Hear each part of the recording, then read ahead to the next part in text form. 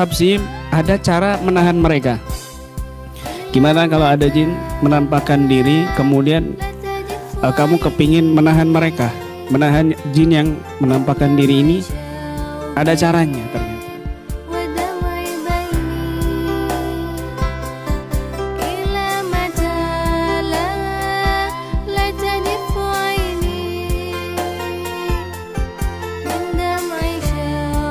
Habsim, ada cara menahan mereka.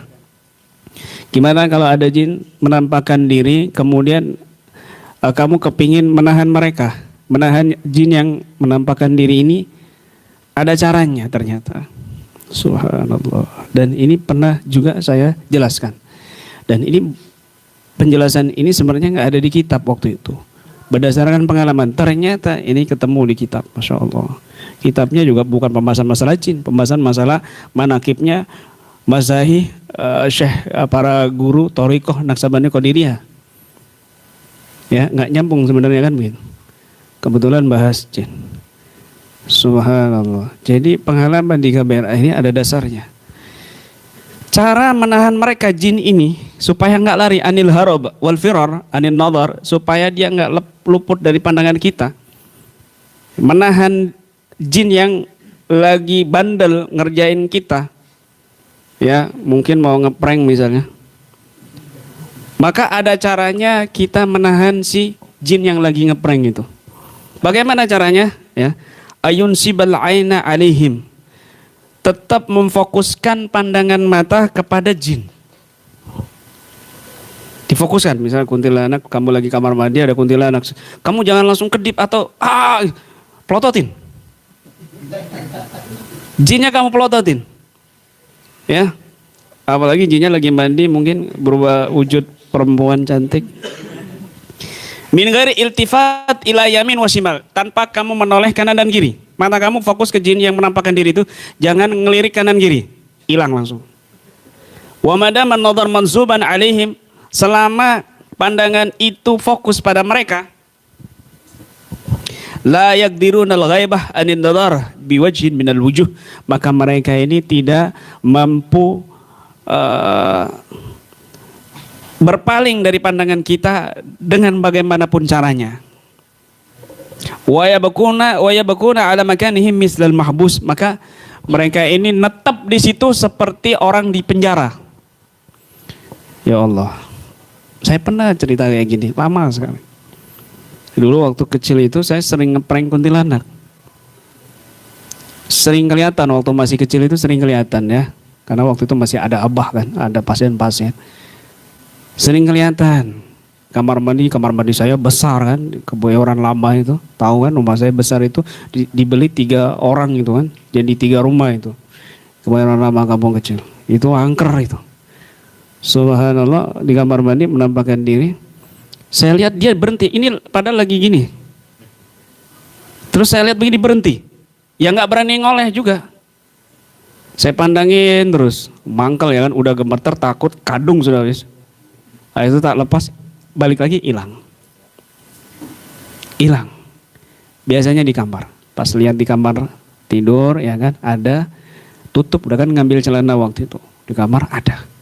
Tutup pintunya, saya pura-pura nggak tahu. Cuma dia mojok mau keluar nggak berani, karena pintu ditutup. Kalau pintu dibuka sedikit langsung hilang.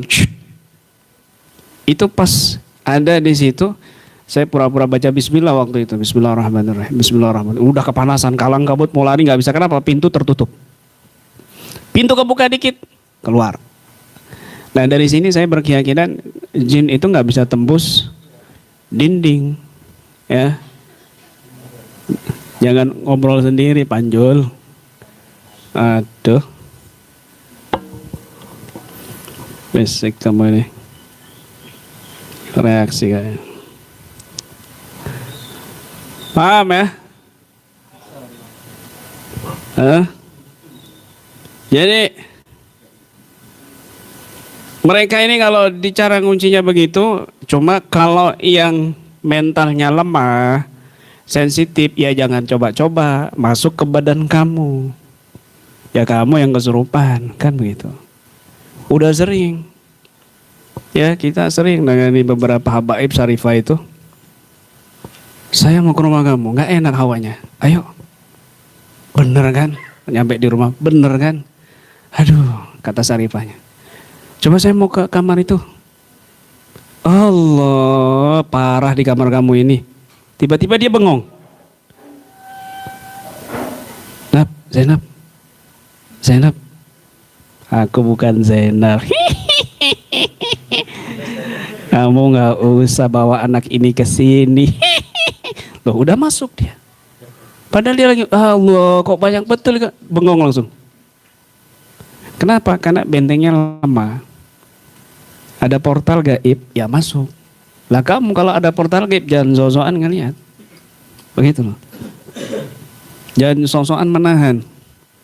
Maka walihada yudhiruna anwa'al harakat wa asnafal halat. Oleh sebab itu para jin ini menampakkan berbagai macam gerakan, berbagai macam jenis keadaan dan khayalan.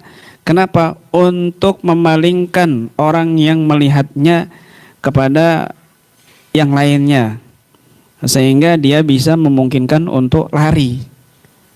Untuk lari. Makanya mereka ini kalau sudah berubah wujud ini kadang nggak satu jenis. Wujudnya itu macam-macam. Kadang berubah ini, berubah itu, berubah ini, berubah ini. Supaya apa? Supaya ketika ada manusia yang bisa melihat, dia bisa lari. Karena berubahnya macam-macam. Untuk memalingkan pandangan aja. Tapi giliran kita menampakkan diri, dia nggak bisa lari. Kalau masih bayangan ya, masih bayangan masih bisa.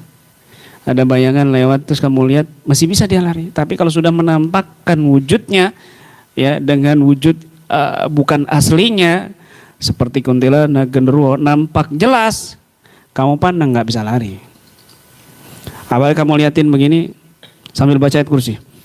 Allahu la ilaha illa huwal hayyul qayyum la ta'khudhuhu sinatun wala naum. Kapokan nggak bisa lari, syukur kan. Mau bacain ayat kursi dan seterusnya sampai kebakaran, misalnya sampai psh, itu dia musnah ibaratnya kan begitu. Itu berarti musnah. Nah, qala hadratus syekh, maka hadratus syekh mengatakan inna ta'lima habsim. Syekh Muhyiddin bin Arabi ini seorang ahli tasawuf yang lahir di tahun 1100-an ya. Bahwasanya cara teknik menahan jin ini dengan cara ini bihadzal wajhi innama huwa, sesungguhnya hanyalah huwa bi ta'limi ta'ala, adalah dengan ta'limnya Allah, pengajaran Allah Subhanahu wa taala, iyaya kepadaku bitoriqil ilham, dengan cara ilham. Tapi ini di kami KBRA sudah paham, maksudnya itu kita juga memahaminya dari tajribah, dari pengalaman ya, dari pengalaman, Masya Allah.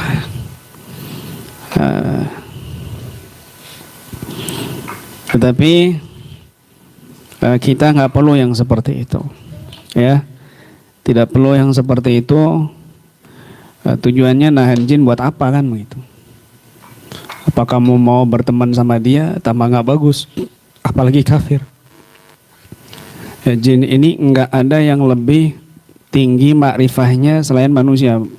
Ilmu makrifat billahnya itu nggak ada yang lebih mengungguli makrifah billahnya manusia, dari kalangan manusia, dari para wali Allah Subhanahu wa taala yang soleh dalam ilmu tasawufnya, dalam ilmu makrifatullahnya itu belum ada yang mengungguli, meskipun itu jin muslim ribuan tahun ya. Makanya derajat kewalian itu ya pada manusia, mereka hanya pada derajat masyayikh.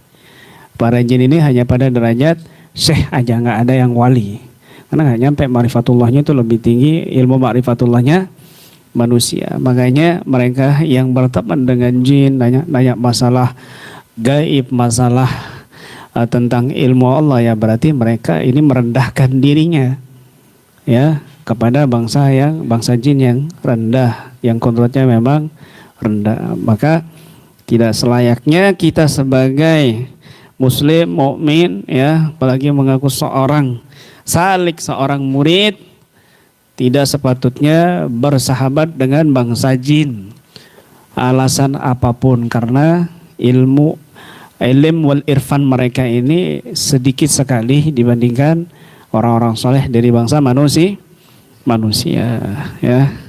Maka ini penting sekali. Alhamdulillah ya, tabarukan baca kitab. Di mana-mana itu saya bawa kitab ya, meskipun kumpul-kumpul sebentar, tawasulan, rotib ya, kita sempatkan baca kitab biar ada barokahnya, mendapatkan ilmu. Bukan cuma zikir saja, tapi majlis ini ada majlis ilmunya, majlis zikirnya, majlis salawatnya, dan majlis silaturahminya. Dan mudah-mudahan barokah dunia dan akhirat. Amin ya rabbal